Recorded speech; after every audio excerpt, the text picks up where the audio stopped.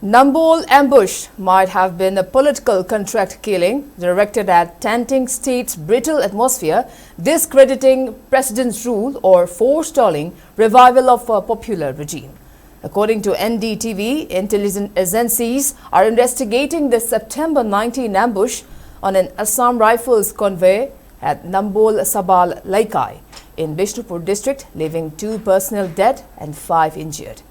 Within 72 hours of the ambush, police arrested 2 main suspects, T.H. Shadananda, alias Purakpa, aged 18 years, and K.H. Ojid, alias Kailhal, aged 47 years, along with 15 others directly involved. All arrested individuals are reportedly linked to the banned People's Liberation Army (PLA). However, PLA did not claim responsibility for the attack, despite the history of publicly owning all actions over its 48 years of existence.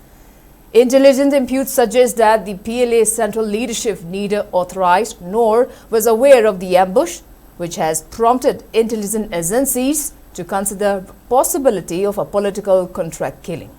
Officials noted that the Nambol ambush is the first ambush since the outbreak of conflict in Manipur on May 3, 2023, adding that it could be to tarnish the fragile peace, discredit president's rule, or prevent revival of a popular government.